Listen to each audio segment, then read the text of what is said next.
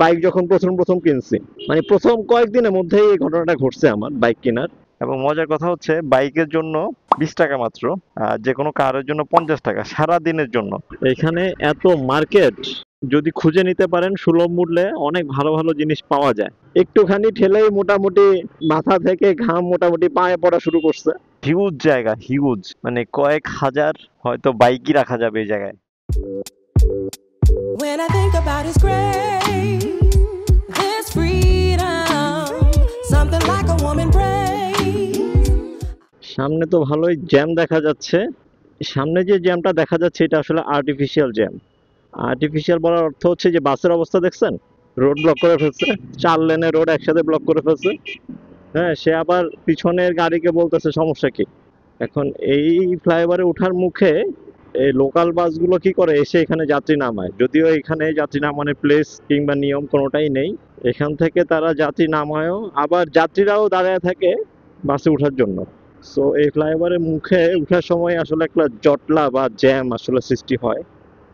But বুঝতেই পারছেন এরপরেই ফ্লাইওভারটা ফাঁকাই দেখা যাচ্ছে।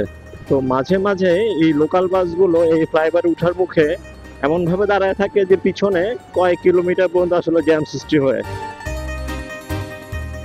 আরেকটা জিনিস খেয়াল করছেন কি না, এইখানটায় ফুয়েল ইন্ডিকেটরটা আসলে আমাকে নক করছে যে তার ফুয়েল প্রয়োজন। ফ্লাইওভার থেকে নেমেই যে কোনো ফুয়েল স্টেশন থেকে আসলে তাকে এখনই ফুয়েল দেওয়া হবে।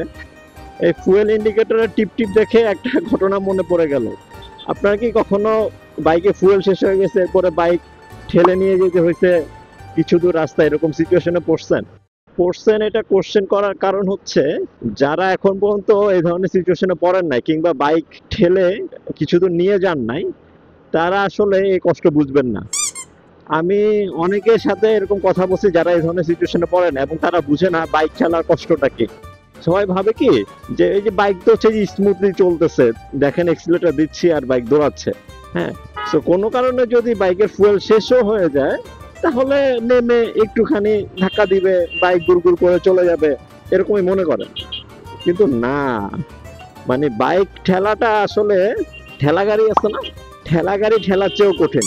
এইটা যে ঠেলছে সেই বুঝতে পারবে। এখন বাইক তো 2 চাকার জিনিস, ছোট জিনিস, ঠেলতে এত কষ্ট কেন? সমস্যাটা কি জানেন, বাইক তো 2 চাকার, ওই যে সার্কাসের জিনিস, আপনি নেমে যখন ঠেলবেন তখন ওর পুরা এই যে 150 থেকে 60-70 কেজির এই বাইকটাকে ফুল টাইম আপনাকে ব্যালেন্স করে চলতে হবে, সাথে নিজের ওজন, বাইকের ওজন, এই জন্য বেশি কষ্ট হয়। আর যদি কোনো ঢাল থাকে তাও তো কাজ হয়েছে।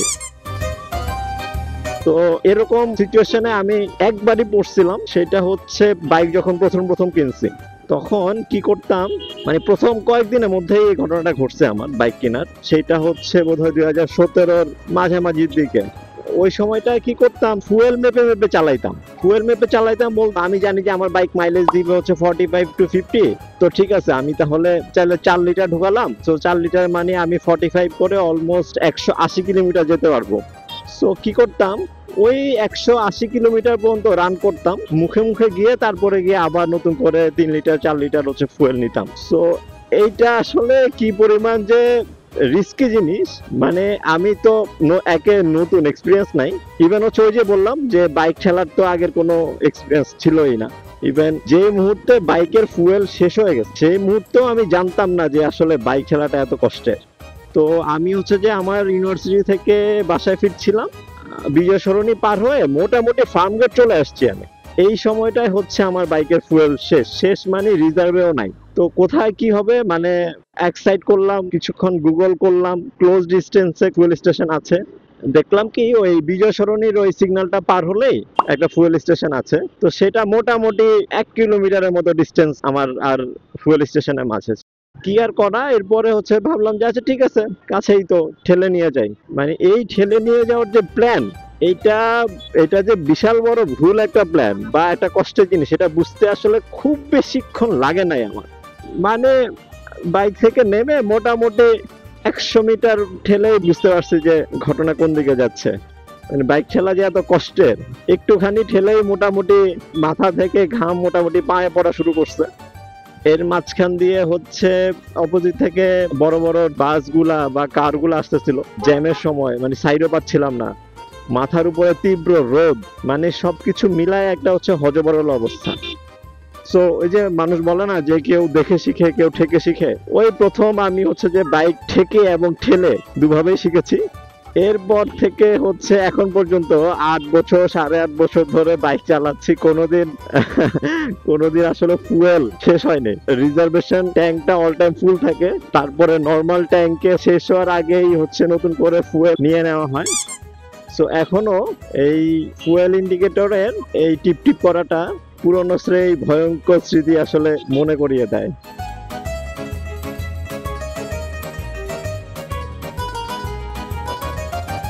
ডানে তো আমিও যাব।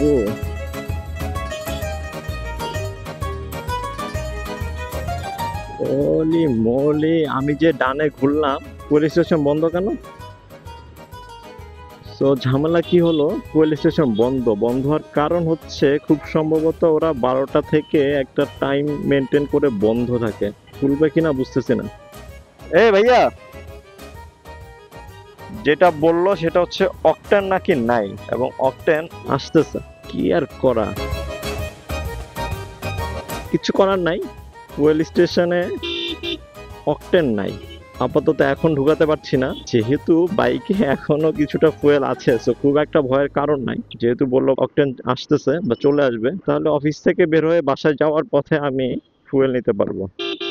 দেখুন না, আমার হাতে সময় আছে, আমার পকেটে টাকা আছে, কিন্তু সিচুয়েশন আমার হাতে না। সো জীবনে এরকম অনেক কিছুই ঘটে। সবচেয়ে কষ্টকর বিষয় কোনটা জানেন? যে আপনার গার্লফ্রেন্ডের বিয়ে হয়ে যাচ্ছে। তার থেকেও কষ্টের বিষয় হচ্ছে আপনি বাইক রাইড করতেছেন এবং আপনি বুঝতেছেন যে বাইকের ফুয়েল নাই, যে কোনো মুহূর্তে বন্ধ হয়ে যাবে বা বন্ধ হয়ে যাচ্ছে। এর পাশাপাশি আপনার পকেটে টাকাও নাই। মানে এই কষ্ট আপনি কারে বুঝাবেন? কাউরে বলতেও পারবেন না, কষ্টটা বুঝাইতেও পারবেন না।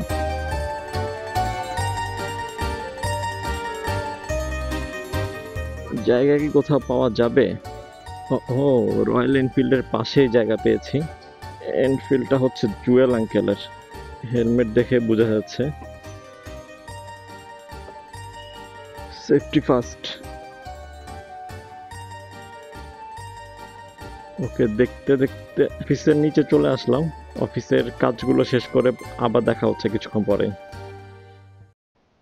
একটা ইনফরমেশন শেয়ার করার জন্য তখন তো বাইক পার্ক করছিলাম এই সাইডে, তো বিশাল পার্কিং।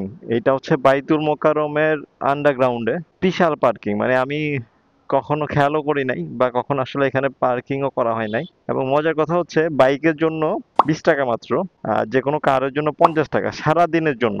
মানে পুরো দিনের জন্য আপনি 50 টাকা, অথবা বাইক যদি হয় তাহলে 20 টাকা দিয়ে সারা দিনে পার্কিং ফ্যাসিলিটি পাচ্ছেন। এবং হিউজ জায়গা, হিউজ, মানে কয়েক হাজার হয়তো বাইকই রাখা যাবে এই জায়গায়, আর গাড়ি তো আছেই। সো আজকেই জানলাম আসলে, প্রথমবারের মতো হচ্ছে পার্কিং এ রাখছে। যদিও বেশিক্ষণের জন্য রাখি নাই, ঘন্টা খানিকের জন্য রেখে কেনাকাটা ছিল, আমি আর অনিমামা করে এখন আবার বাসায় ফিরছি। গুলিস্তান হচ্ছে ঢাকা শহরের ব্যস্ততম একটি জায়গা। এখানে এত মার্কেট, যদি খুঁজে নিতে পারেন সুলভ মূল্যে অনেক ভালো ভালো জিনিস পাওয়া যায়। এখন প্রবলেম যেটা হচ্ছে, আমাদের মতো যারা মোটরসাইকেল রাইড করেন অথবা যাদের কার আছে, তারা তো আরো মহাবিপদে পড়ে পার্কিং এর ক্ষেত্রে। এত বড় একটা জায়গায় কোথাও কোনো পার্কিং নেই। আবার হচ্ছে এখন যে হারে সার্জেন্ট বা পুলিশ মামলা দিচ্ছে যে আপনি রোডের উপরে রেখে যাওয়াটা আসলে উচিত না, তারপরেও যেহেতু পার্কিং নাই, অনেক সময় হয়তো রোডের পাশে রেখে 2 মিনিটের জন্য কোনো দোকানে গেলাম, এসে দেখি যে মামলার জন্য দাঁড়ায় কিংবা রেকার পড়াচ্ছে। সেই ক্ষেত্রে বাইতুল মোকাররমের এই বিশাল পার্কিংটা একটা সলিউশন হতে পারে। শুধু গুলিস্তান না, গুলিস্তানের ঠিক সামনেই ছিল হচ্ছে নবাবপুর, ওদিকটায় ডান পাশে হচ্ছে বঙ্গবাজার। তো যদি কখনো কোনো সময় ফ্যামিলি নিয়ে বা শপিং করার জন্য আপনার গাড়ি কিংবা মোটরসাইকেল নিয়ে আসেন, তাহলে বাইতুল মোকাররমের নিচে পার্কিং করা যেতে পারে। এবং আমার কাছে মনে হচ্ছে যে পার্কিং চার্জটাও আসলে রিজনেবল। আপনি সারাদিনের জন্য মাত্র 20 টাকা বাইকে, প্রাইভেট কারের জন্য মাত্র 50 টাকা, খুবই রিজনেবল। সো যারা কিনা গুলিস্তান, নবাবপুর কিংবা বঙ্গবাজারের দিকে শপিং এর জন্য আসতেছেন এবং টেনশন যে আপনার প্রাইভেট কার অথবা বাইক কোথায় রাখবেন, বাইতুল মোকাররমের নিচে ইজিলি নিশ্চিন্তে রেখে চলে আসতে পারেন, কারণ হচ্ছে 24 আওয়ার ওপেন থাকে। সো এমন না যে আমি রেখে আসলাম, বিকালে রাখলাম, সন্ধ্যায় বা রাতের 9টা-10টা বেজে গেছে, আমি এখনো ব্যাক করতে পারি নাই, কি করবো, এটা তো ক্লোজ হয়ে গেছে। তো সেই ধরনের কোনো রিস্ক নাই, 24 আওয়ারই খোলা থাকে, এটা একটা ভালো দিক।